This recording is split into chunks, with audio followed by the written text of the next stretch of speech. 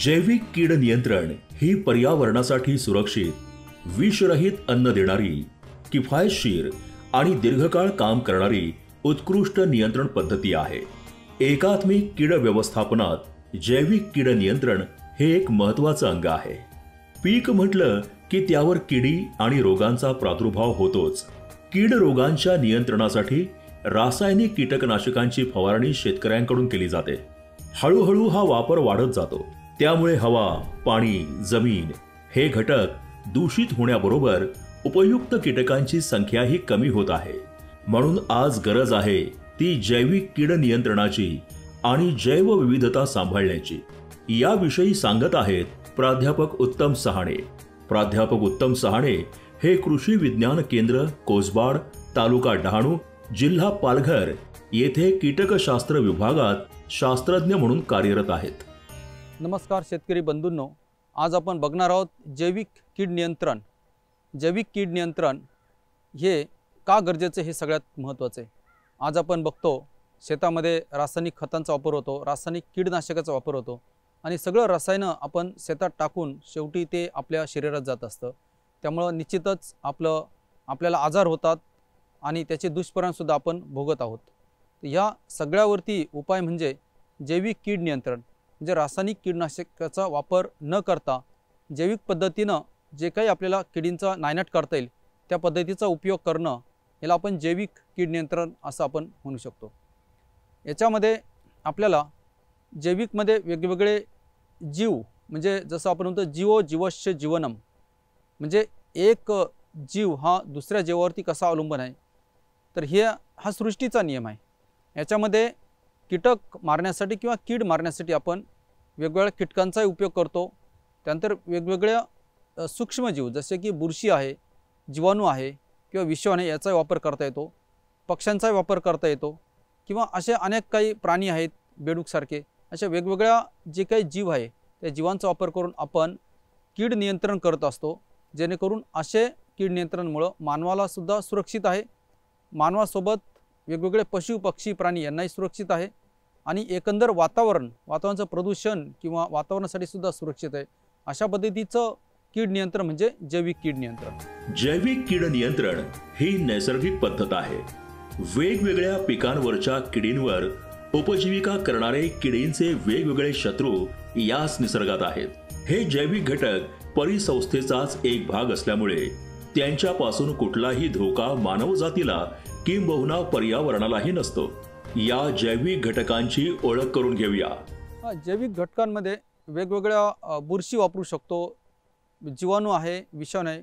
बुरशीमध्ये जसं Trichoderma viride नावाची बुरशी आहे जी रोग नियंत्रणासाठी खूप उपयोगी आहे आणि लोक वापरतात, शेतकरी वापरतात।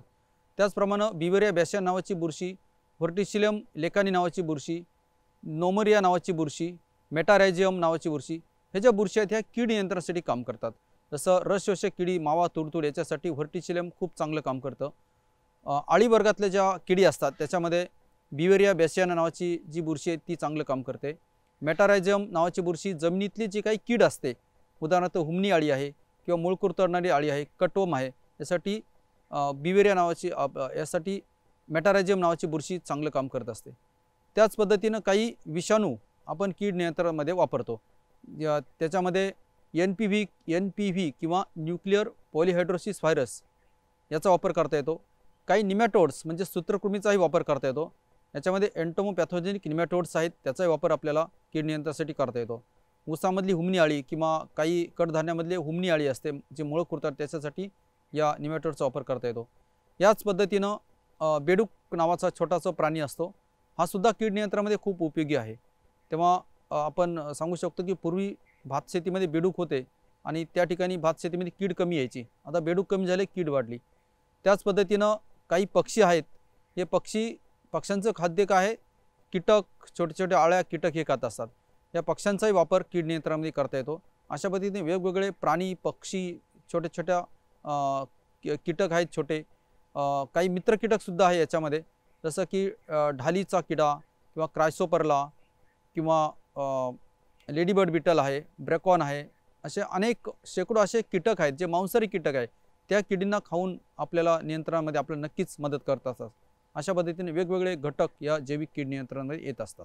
ज्या पद्धतीनं आपण रासायनिक कीटनाशक हाताळतो आणि सुरक्षितता घ्यावी लागते, तेवढी सुरक्षितता घेण्याची काळजी नसते. तरी पण जैविक कीटनाशक जेव्हा आपण वापरतो, सुरक्षितता तर महत्त्वाची आहे, त्याचा वापर काळजीपूर्वक करणं, परंतु हाताळताना माणसासाठी बिलकुल विषकारक नाही आहे. कारण जैविक ज्या काही घटक आहेत ह्या माणसासाठी सुरक्षित आहे. हाताळताना हाताला लागल्या किंवा आपण शरीराला स्पर्श होतो, तशी तेवढी चिंता करण्याचं कारण नाही आहे. हे जे जैविक घटक असतात हे किडींसाठी घातक असतात, माणसासाठी एकदम सुरक्षित असतात. त्यामुळं तशी काही काळजी नाही आहे याच्यामध्ये. शेतीतून उत्पन्न घेण्यासाठी शेतकऱ्याला खूप मेहनत घ्यावी लागते. म्हणून मग कीड रोगांचा प्रादुर्भाव झाला की पीक वाचवण्यासाठी त्वरित रासायनिक कीटकनाशकांची फवारणी त्याला गरजेची वाटते. पण कित्येकदा त्यांचं प्रमाण लक्षात न घेता केली जाणारी फवारणी निसर्गातील सर्वच घटकांसाठी हानिकारक ठरते.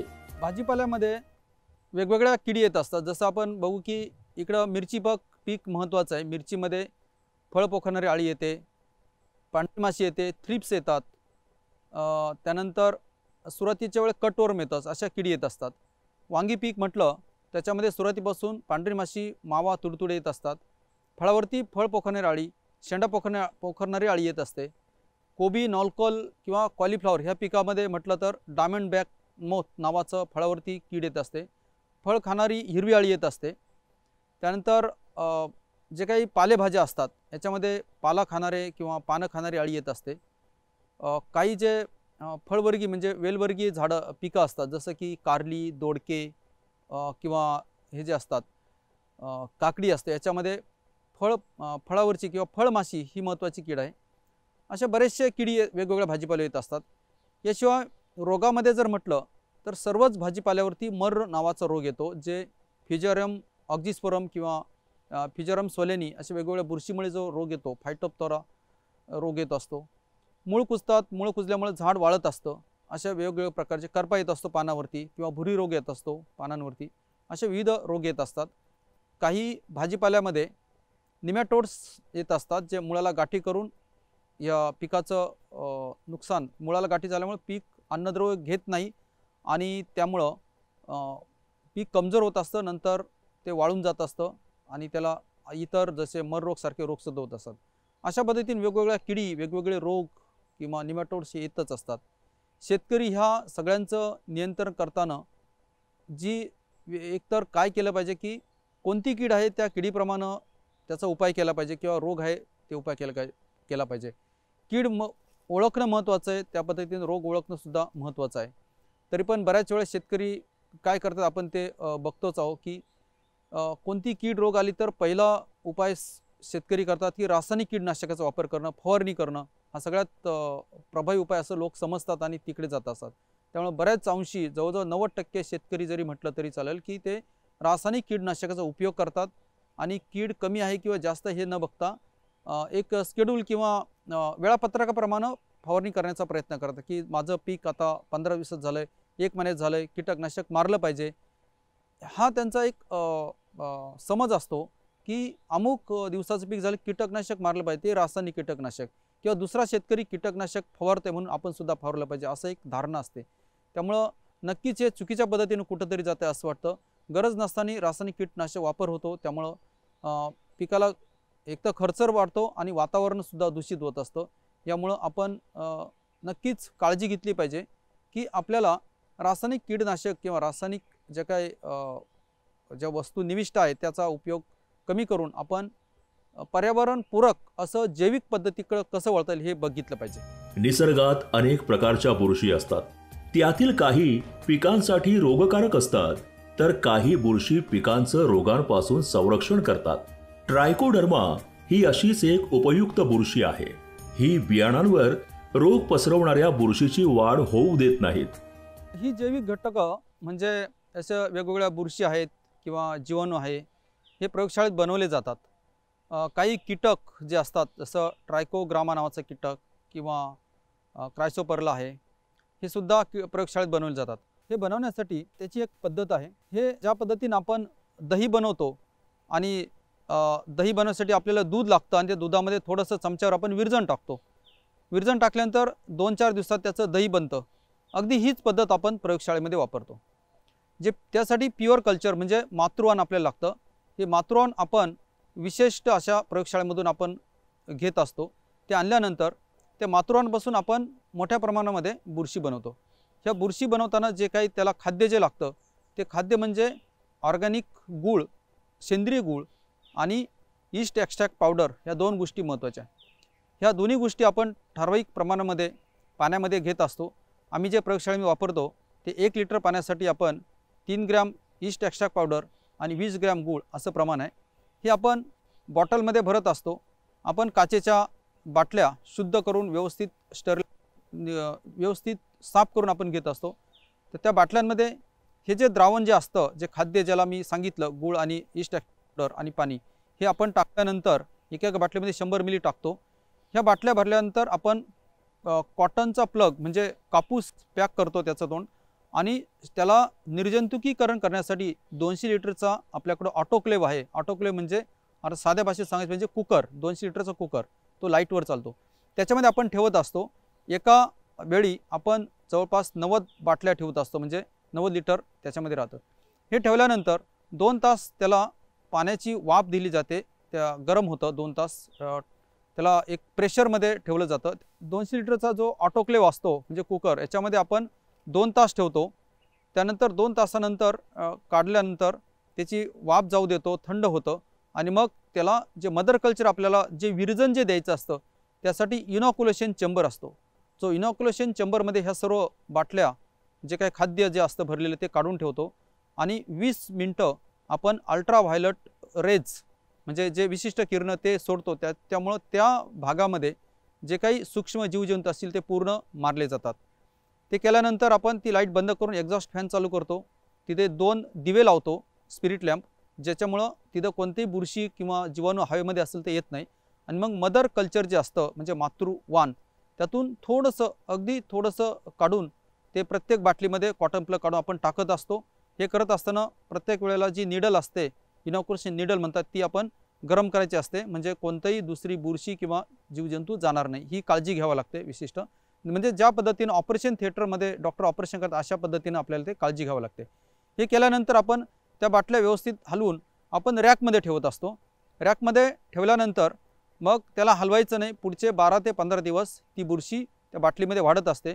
ती बाटलीतली ती छोटासा कण असतो बुरशी, तो वाढत वाढत पूर्ण बाटली कव्हर होते, आणि 15 दिवसानंतर साधारण पूर्ण वाढ झाल्यानंतर आपण त्याला काढून घेतो आणि मिक्सरमध्ये त्याला क्रश करतो, आणि त्याच्यामध्ये डिस्टिल वॉटर टाकून आपण ते बाटली फायनल प्रॉडक्ट जे म्हणतो ते भरत असतो, त्याला लेबल लावतो आणि शेतकऱ्यांना वापरासाठी तयार करत असतो.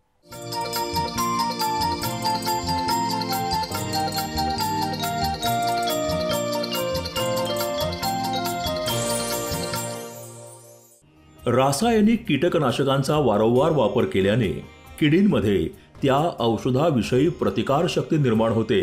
हे जैविक नियंत्रणाने टाळता येते. म्हणजे परिणाम जरी त्वरित दिसले नाहीत तरी पिकांचं नुकसानही होत नाही. ट्रायकोडर्माचा वापर बुरशीजन्य रोगांवर नियंत्रण मिळवण्यासाठी, पिकांची वाढ सुधारण्यासाठी आणि बियाण्यावर बीज प्रक्रियेसाठी केला जातो. भाजीपाला पिकामध्ये वेगवेगळ्या किडी येत असतात, आणि आपण बघतो की कीड आली की शेतकरी रासायनिक कीटकनाशक वापर करतात. पण जैविक कीटकनाशक जर उपयोग करणं महत्त्वाचं आहे. त्या ठिकाणी फरक एवढाच आहे की रासायनिक कीटकनाशकं मारल्यानंतर रिझल्ट ताबडतोब मिळतो. म्हणजे कीटकनाशक मारलं की 4 तासांनी किंवा 1 दिवसात कीड मरते. पण जैविक कीटकनाशकामध्ये असं होत नाही आहे. आज जर आपण जैविक कीटकनाशक वापर केला किंवा फवारणी केली तर कीड खाणं बंद करतं, नुकसान बंद होतं, पण कीड जिवंत दिसते. ती मरण्यासाठी 3 ते 4 दिवस, कधी 5-5 दिवस लागतात. पण नुकसान होत नाही हे महत्त्वाचं. तर ह्यामुळं थोडंसं शेतकऱ्यांनी लक्षात घेतलं पाहिजे की आपण जैविकचा वापर करतोय तर नुकसान होत नाही, त्यामुळं थोडंसं थांबलं पाहिजे. जसं की भाजीपाल्यामध्ये रस शोषी किडे आहे, मावा, तुडतुडे, पांढरी माशी, यासाठी शेतकऱ्यांनी व्हर्टिसिलम लेकानी नावाची जर जैविक कीटनाशक वापरलं तर चौथ्या दिवशी पूर्ण कीड मरते. किंवा जास्वंदीसारखी पिकं, क्रोटॉनसारखे जे आहेत याच्यामध्ये मेलीबग्स किंवा पिठा ढेकून येत असतो, आंब्यामध्ये पिठा ढेकून येत असतो. याच्यामध्ये रासायनिक कीटनाशक मारूनसुद्धा तेवढा फायदा होत नाही आहे, कारण या पिठ्या ढेकणाच्या शरीरावरती केस असतात, त्यामुळं रासायनिक कीटकनाशक पोचत नाही. पण अशा ठिकाणी जर जैविक कीटकनाशक व्हर्टिसिलियमचा जरी फवारणी केली तर चौथ्या दिवशी अगदी 90 ते 95% मेलीबग्स मेलेला दिसतो आपल्याला. त्याच पद्धतीने ट्रायकोकार्ड्स याचा वापर एक महत्त्वाचा आहे जैविकमध्ये. ट्रायकोग्रामा नावाचा एक छोटासा सूक्ष्म कीटक असतो. हा कीटक काय करतो, शेतामध्ये वेगवेगळ्या किडींची जी अंडी अवस्था असते, अंडी शोधून त्यांना पंचर करून स्वतःच अंड देत असतो. हे ट्रायकोग्रामा हे अंड्याच्या स्वरूपात, कार्डच्या स्वरूपात, एका कार्डवरती अशी अंडी चिटकवली असतात, ती शेतामध्ये सोडायची असतात, आपल्याला स्टेपल करायची असतात, त्यामुळे सुद्धा आपल्याला नियंत्रण करता येतं. याशिवाय रोगांमध्ये जी मर रोग येतो त्याच्यासाठी ट्रायकोडर्मा व्हिरिडी नावाची जी काही जैविक बुरशी आहे, या बुरशीचा पाण्यामध्ये जर उपयोग केला, त्याचं आळवणी जर मुळाजवळ जर केली आपण, तर ही ट्रायकोडर्मा नावाची बुरशी वाढते आणि दुसऱ्या बुरशीला मर रोग ज्या बुरशीमुळे होतो त्या बुरशीला वाढू देत नाही आहे. त्या पद्धतीने ट्रायकोडर्माचा आपण वापर करता येतो. हानिकारक किडींपासून पिकांचं संरक्षण करण्यामध्ये पक्ष्यांची महत्त्वाची भूमिका आहे. अनेक पक्षी वेगवेगळ्या प्रकारे शेती व्यवस्थापनात उपयुक्त ठरतात. त्यांना पिकांकडे आकर्षित करण्यासाठी पक्षी थांबे उभारावेत. पक्षी बसण्यासाठी जर पक्षी थांब्याचा जर उपयोग केला तर बरेचसे पक्षी त्या लाकडावरती बसतात आणि सकाळच्या वेळेला लाकडावरती पक्षी बसल्यानंतर आजूबाजूला जे काही किडी येतात त्या किडी खात असतात. ह्या पद्धतीने आपल्याला भाजीपाल्यामध्ये जैविक पद्धतीने नियंत्रण करता येतं. प्रयोगशाळेमध्ये बनवणारे जैविक घटक जसे की ट्रायकोडर्मा नावाची बुरशी आहे किंवा बिवेरी आहे, व्हर्टिसिलियम आहे किंवा काही जैविक खतं असतात, हे बाजारातून आणल्यानंतर तसेच न वापरता त्याला वाढवायची क्रिया म्हणजे मल्टिप्लिकेशन जी आहे ते आपण करू शकतो. याच्यामध्ये आपण ट्रायकोडर्मा बऱ्याच शेतकऱ्यांना परिचित आहे आणि मूळ कुजव्या रोग किंवा जमिनीतले जे काही आजार असतात, रोग असतात, ते रोग नियंत्रण करण्यासाठी आपण वापरतो. याचं मल्टिप्लिकेशन कसं करायचं तर त्याची पद्धत सोपी आहे. तर ही पद्धत म्हणजे यासाठी 2 गोष्टी लागतात. एक म्हणजे आपल्याला अर्धा किलो सेंद्रिय गूळ आणि अर्धा किलो बेसन पीठ किंवा डाळीचं पीठ, ह्या 2 गोष्टी महत्त्वाच्या आहे. आणि आपल्याला 1 लिटर ट्रायकोडर्मा त्याच्यापासून आपण किंवा 1 लिटर व्हर्टिसिलियम किंवा 1 लिटर बिवेरिया त्याच्यापासून आपण 20 लिटर प्रोडक्ट बनवू शकतो घरच्या घरी. याला फक्त 8 दिवस लागतात. त्याची पद्धत अशी आहे, 20 लिटरचा ड्रम घ्यायचा, त्याच्यासोबत आपल्याला अर्धा किलो गूळ बारीक करून त्याचं पाणी करायचं, म्हणजे पाण्यात मिक्सचर करायचं 2-3 लिटर पाण्यामध्ये, आणि ते पाणी त्या ड्रममध्ये टाकायचं. दुसऱ्या एका भांड्यामध्ये बेसन पीठ जे आहे अर्धा किलो त्याचं पाणी करून घ्यायचं, ते पाणी आपण ड्रममध्ये टाकायचं. आणि आपल्याकडं जे काही प्रॉडक्ट आहे, ट्रायकोडर्मा असेल, व्हर्टिसिलियम असेल किंवा बिवेरिया असेल, ती 1 बाटली किंवा 1 लिटर आपण त्याच्यामध्ये टाकायचं आणि 20 लिटरचा ड्रम पाण्यानं भरून घ्यायचा. भरल्यानंतर तो चांगला हलवायचा आणि स्वच्छ कापडानं बांधून घ्यायचं. हे जे ड्रम आपण ठेवतो हा सावलीमध्ये ठेवायचा. आपल्याला 7 ते 8 दिवस हे ठेवायचं आहे. 8 दिवस ठेवल्यानंतर आपण जेव्हा ते झाकण ओपन करतो किंवा कापडाने बाहेर काढतो त्यावेळेला वरती एक थर आलेला असेल आणि ती बुरशी जी आपण टाकली होती, ही बुरशीला खाद्य मिळालं. काय खाद्य मिळालं तर सेंद्रिय गूळ आपण दिला आणि त्याच्यातून कार्बोहायड्रेट्स मिळतं आणि आपण डाळीचं पीठ जे दिलं त्यातून प्रथिने मिळतात, त्यामुळं ती बुरशीची वाढ होते. ही वाढ इतकी होते की 20 पट वाढ झाली. त्यामुळे आम्ही कृषी विज्ञान केंद्रामध्ये याचे बरेचसे प्रयोग केलेले आहेत शेतकऱ्यांच्या शेतावरती आणि त्याचे निष्कर्ष किंवा रिझल्टसुद्धा खूप चांगला आलेला आहे. रासायनिक खत, कीटकनाशक यांचे दुष्परिणाम जाणवू लागल्यावर पुन्हा एकदा सेंद्रिय शेती, नैसर्गिक शेती याकडे वाटचाल चालू झाली. यामध्ये पीक संरक्षणासाठी नैसर्गिक घटक वापरण्यावर भर असतो. जैविक कीड नियंत्रणामध्ये पक्षी खूप महत्त्वाचे आहे. जवळपास 94% पक्षी हे मांसाहारी असतात. यांचं खाद्य म्हणजे वेगवेगळ्या आळ्या किंवा किडी हे असतं. तर ह्या पक्ष्यांची मदत जर आपण घेतली कीड नियंत्रणामध्ये तर आपल्याला नक्कीच फायदा होतो. जसं की हे पक्षी आकृष्ट होण्यासाठी किंवा आपल्याला आकर्षित करायचे तर ते कसे करायचे हे महत्त्वाचं आहे. त्यासाठी आपण शेतामध्ये 4 ते 5 फूट उंचीची एक लाकूड घ्यायचं. ते लाकडावरती एक आडवं लाकूड बांधायचं, म्हणजे तो झालं पक्षी बसण्यासाठी मचान किंवा पक्षी बसायला थांबा. ह्या अशी जी काठी आपण लावतो पक्षी थांबा, असे 1 एकरामध्ये 10 ते 12 जर लावले आणि सकाळच्या वेळेला 6 वाजता 6:30 7 वाजता जर आपण बघितलं तर भरपूर पक्षी त्या लाकडावरती तिथे बसतात आणि आजूबाजूला ज्या किडी त्यांना दिसतात त्या किडी वेचून त्यांना खाण्याचं काम करत असतात. म्हणजे एक प्रकारे आपली किती मोठी मदत होत असते. बऱ्याच ठिकाणी उंदरांचा भरपूर प्रॉब्लेम असतो आणि ती समस्या काढण्यासाठी आपण वेगवेगळे उपाय करतो. पण असे जे पक्षी थांबे या ठिकाणी रात्री घुबड बसत असतं आणि घुबड हे निशाचर असतं. रात्री घुबड बसल्यानंतर ते उंदीर कधी येतो कुठून येतो त्याची उंदराची भाषा घुबडाला समजत असते आणि ते घुबड उंदराला खाऊन नियंत्रण करत असतं, उंदरांचं नियंत्रण करत असतं. तसे जे साप असतात सापसुद्धा उंदरांचं नियंत्रण करत असतात.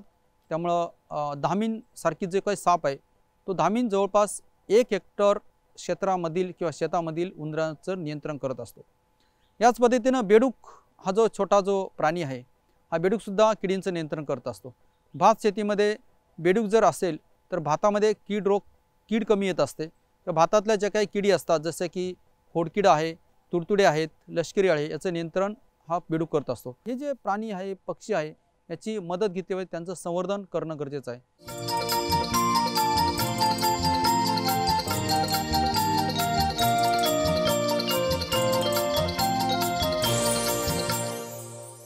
जैविक कीड नियंत्रणात सापळा पिकांचंही महत्त्व आहे. वेगवेगळ्या सापळा पिकांच्या वापरामुळे मुख्य पिकांचं नुकसान कमी होतं. सापळा पीक म्हणजे एक पिकाचं संरक्षण करण्यासाठी दुसरं पीक लावणं, त्याच्यामध्ये किडींना अडकून मारणं, त्याला म्हणतात सापळा पीक. याच्यामध्ये आपण वेगवेगळ्या पिकांचा अंतर्भाव करतो. जसं की कोबी फ्लावर लावलं त्याच्यामध्ये भरपूर मावा तुडतुडीसारखं रसशोषी किडी येतात किंवा हरभरा लावला त्याच्यामध्ये मावा खूप येतो.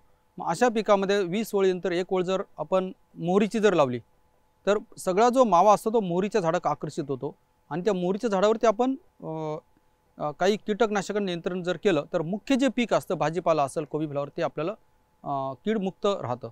तसंच वेगवेगळ्या भाजीपाल्यामध्ये आपण जर कांदा किंवा लसूण आंतरपीक म्हणून जर लावलं किंवा कोथिंबीर जर लावली तर हे जे पीक आहे कांदा लसूण कोथिंबीर याचा जो उग्रवास असतो त्या उग्रवासामुळे बऱ्याचशा किडी दूर पळत असतात.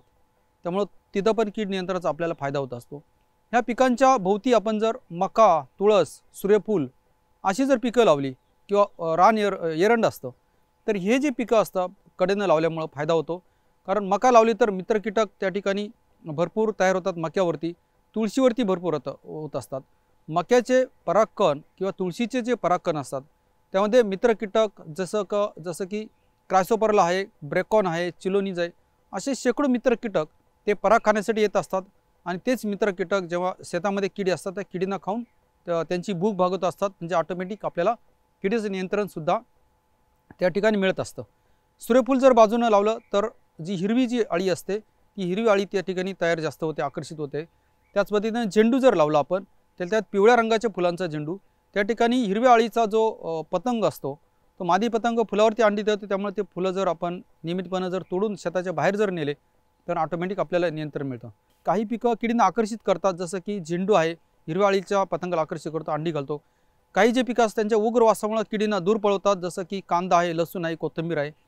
काही पिकं विशिष्ट किडींना आकर्षित करतात जसं की एरंड आहे, एरंडामध्ये लष्करी अळीचा पतंग अंडी घालतो एरंडाच्या पानावर, तिथं आपण किडीला मारू शकतो. अशा पद्धतीने वेगवेगळ्या पिकांची सांगड याच्यामध्ये महत्त्वाची, त्याला सापळा पीक आपण म्हणू शकतो. जमीन आणि पाणी हे पिकांसाठी असलेले महत्त्वाचे घटक. रासायनिक खत आणि कीटकनाशकांचा अतिवापर कृषी उत्पन्नात सातत्याने दर्जेदार उत्पन्न देऊ शकत नाही. म्हणून जैविक नियंत्रण आजची गरज आहे. एकंदरच आपण बघितलं जसं रासायनिक कीटनाशकाचे दुष्परिणाम जर आपण बघितले जसं जमिनीचं प्रदूषण, हवेचं प्रदूषण, पाण्याचं प्रदूषण आणि एकंदर मानव जातीचं याच्यामध्ये आपल्याला खूप मोठं नुकसान होतं, आपल्याला आजार वाढतात. तर जैविक नियंत्रण पद्धतीमध्ये पर्यावरणासाठी सुरक्षित आहे, मानवाला हाताळणीसाठी सुरक्षित आहे आणि जे अन्न आपल्याला जे मिळणार आहे किंवा आपण दुसऱ्यांना जे अन्न विकणार आहे भाजीपाला फळं हे विषमुक्त आपण विकणार आहोत. तर त्यातून सगळ्यांचं मानवजातीचं कल्याणच होईल आणि विषमुक्त भाजीपाला खाला तर सगळ्यांचं आरोग्य चांगलं राहील आणि शेतकऱ्यांसुद्धा 2 पैसे मिळतील. या व्यतिरिक्त आपली शेती जी आहे ती विषमुक्त राहील, सेंद्रिय पद्धतीने राहील आणि शाश्वत शेती राहील. आपल्याला सतत ते चांगलंच देत राहील. त्यामुळं जैविक पद्धतीकडं वळणं ही काळाची गरज आहे. एक जीव दुसऱ्या जीवावर जगतो हा निसर्ग नियम आहे. त्यामुळे पिकांवर किडी आल्या तरी त्यावर जगणाऱ्या किडी येतातच. त्यामुळे लगेच रासायनिक कीटकनाशकांची फवारणी शेतकऱ्यांनी करू नये. तर किडींच्या प्रादुर्भावाची अवस्था, किडींचा प्रकार आणि प्रमाण पाहून वेगवेगळे जैविक घटक वापरून कीड नियंत्रण करावं.